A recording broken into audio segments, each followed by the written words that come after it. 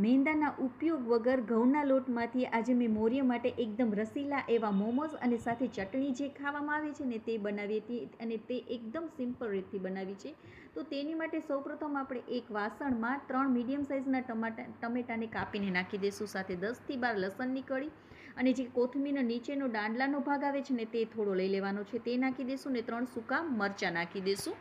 અડધા ગ્લાસ જેટલું પાણી નાખવાનું છે. બહુ પાણી આપણે નહીં યુઝ કરીએ, કારણ કે આ પાણી સહિત જ આપણે આ ચટણી બનાવવાના છીએ. તો હવે ટમેટા ગળી જાય ને ત્યાં સુધી આપણે તેને કૂક થવા રાખી દઈશું. હવે એક મીડિયમ સાઇઝની મેં અહીંયા કોબી લઈ લીધી છે. તો અડધી કોબી મેં અહીંયા ચોપરમાં નાખી દીધી છે. તો તેને એકદમ એવી આપણે બારીક ચોપ કરી લેવાની છે. જો આવી રીતે ના હોય ને તો તમે કોબીને ખમણી પણ શકો છો. તો આવી રીતે આપણે કોબી કરી લેવાની છે. સાથે મેં એક ગાજર અને અડધું કેપ્સિકમ લઈ લીધું હતું, તો તેને પણ એકદમ બારીક ચોપ કરી લીધું છે. ત્યાં સુધીમાં આપણા ટમેટા પણ એકદમ સરસ એવા ગળી ગયા છે. તો તેને પંખા નીચે આપણે હવે એકદમ એવા ઠંડા કરી લઈશું. હવે 2 ચમચી આપણે તેલને ગરમ કરી લેવાનું છે. તેમાં મેં આદુ મરચાં લસણની પેસ્ટ નાખી દીધી છે. તેને સતળાવા દઈશું. સતળાઈ જાય ને એટલે એક ઝીણી સમારેલી ડુંગળી નાખી દેવાની છે. મેં મીડિયમ સાઇઝની લીધી છે. તેને પણ થોડી વાર માટે સતળાવા દઈશું. હવે આપણે જે કોબી અને ગાજર અને કેપ્સિકમને ઝીણા સમારેલા હતા ને તે નાખી દેવાના છે. 1 થી 2 મિનિટ માટે તેને પણ આપણે સતળાવા દેવાનું છે. હવે જરૂર મુજબ મીઠું, 1 ચમચી કાળા મરીનો ભૂકો નાખી દઈશું. થોડો એવો સોયા સોસ અને રેડ ચીલી સોસ મારી પાસે હતો તો તે નાખી દીધો છે. ના હોય તો તમે સ્કીપ પણ કરી શકો છો. થોડા કોથમીરના પાંદડાને નાખી દઈશું. બધાને આપણે મિક્સ કરી દઈશું ને 1 મિનિટ માટે સતળાવા દઈશું. એકદમ સરસ એવું બાઇન્ડિંગ આવી જાય અને આપણે આ શાકભાજી નાખેલા છે તો તેનું પાણી પણ ના થાય ને, તેને માટે આપણે અડધી ચમચી જેટલું આપણે અહીંયા કોર્નફ્લોર નાખી દેવાનું છે. 2 ચમચી આપણે પાણી નાખી તેને એકદમ સરસ એવું મિક્સ કરી લેવાનું છે, ગાંઠા ના રહે તે રીતે. અને તેને પણ આપણે આ શાકભાજીમાં નાખી દઈશું. 1 મિનિટ માટે સતળાવી દઈશું, જેથી કરીને તમારે એકદમ સરસ એવું આનું શાકભાજીનું બાઇન્ડિંગ આવી જશે. હવે તેને ઠરવા દેવાનું છે. ત્યાં સુધીમાં આપણે ટમેટાને જે કરેલા હતા ને તે પણ એકદમ ઠરી ગયા છે. તો એક મિક્સર જારમાં લઈ લઈશું. 1 ચમચી જેટલું કાશ્મીરી લાલ મરચું અને જરૂર મુજબ મીઠું નાખી દઈશું. એકદમ એને છે ને દરદરું પીસશું, જે બાર ચટણી આવે ને તેવી જ આપણે લાગશે. થોડી મેં અહીંયા દળેલી ખાંડ નાખી દીધી છે. દળેલી ના હોય ને તો તમારે પીસવામાં જ તમારે ઓલી ખાંડ, આપણે આખી ખાંડ આવે ને તે નાખી દેવાની. અને સાથે મેં અહીંયા મિક્સ હર્બ 1 ચમચી જેટલું નાખી દીધું છે. બધાને મિક્સ કરી દઈશું.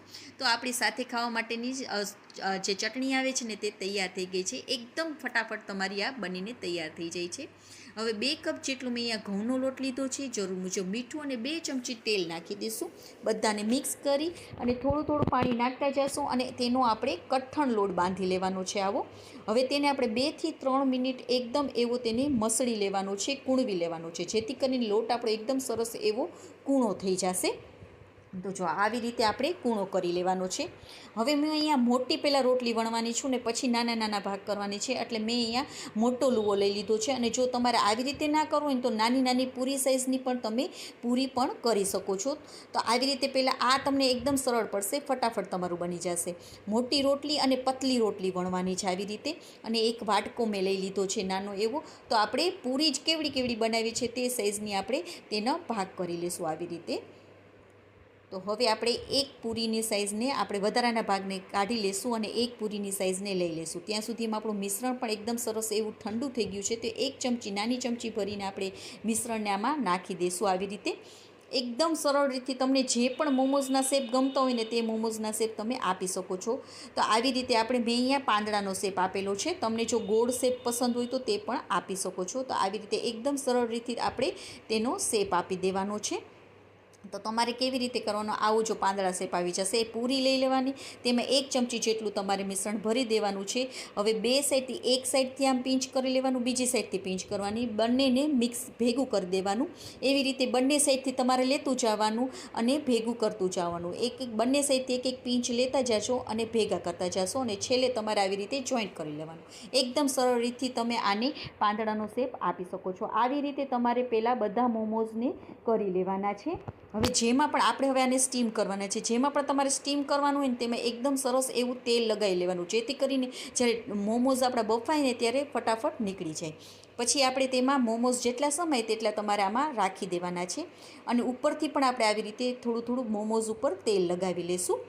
તો મેં પહેલેથી જ પાણીને ગરમ કરવા પણ મૂકી દીધું હતું. તો તેમાં આપણે આ મોમોઝને રાખી દઈશું 10થી 15 મિનિટ માટે. તેને આપણે બાફી લેવાના. બાજુમાં મેં એક તપેલીમાં પણ પાણીને ગરમ કરવા મૂકી દીધું હતું ને આપણે જાળીવાળું આવું ભાત્યું તો હોય જ છે, તેમાં પણ મેં મોમોઝને રાખી અને બાફવા માટે મૂકી દીધા છે. તો જુઓ 15 જ મિનિટમાં તમારા એકદમ સરસ એવા મોમોઝ બનીને તૈયાર થઈ ગયા છે. ચીપી વડે આવી રીતે તમે લેશો ને એકદમ સરસ રીતે નીકળી પણ જશે, બિલકુલ પણ ચોટશે નહીં અને તૂટશે પણ નહીં. તમારા મોમોઝ છે ને એકદમ સરળ રીતથી એકદમ જ્યુસી રસીલા આપણે ઘઉંના લોટના જ બનાવી શકીએ છીએ. તો મેંદાના શું કામ આપણે બાળકોને આપીએ? તો તમે એકદમ સરળ રીતથી ઘરે જ બનાવીને આપો. અને કેચઅપ પણ તેની સાથે ખાવાનો સોસ પણ એકદમ સરળ રીતથી છે. તો તમે આને જરૂરથી ટ્રાય કરજો. બાળકો તો ખુશ થઈ જશે. બાળકોને ખબર પણ નહીં પડે કે તમે આ ઘઉંના લોટના બનાવેલા છે. તો તમે પણ એકવાર જરૂરથી ટ્રાય કરજો. ને તમારા મોમોઝ કેવા બન્યા હતા તે પણ મને આવીને કમેન્ટ કરીને કહેજો. અને જો તમને અમારી રેસીપી ગમે તો પ્લીઝ લાઇક કરજો. મારી ચેનલમાં નવા હોય તો સબસ્ક્રાઈબ પણ કરજો અને તમારા ફેમિલી અને ફ્રેન્ડ્સને શેર પણ કરજો. તો આવી જ નવી નવી રેસીપીઓ સાથે આપણે ફરી મળીશું. ત્યાં સુધી બાય બાય. જય માતાજી.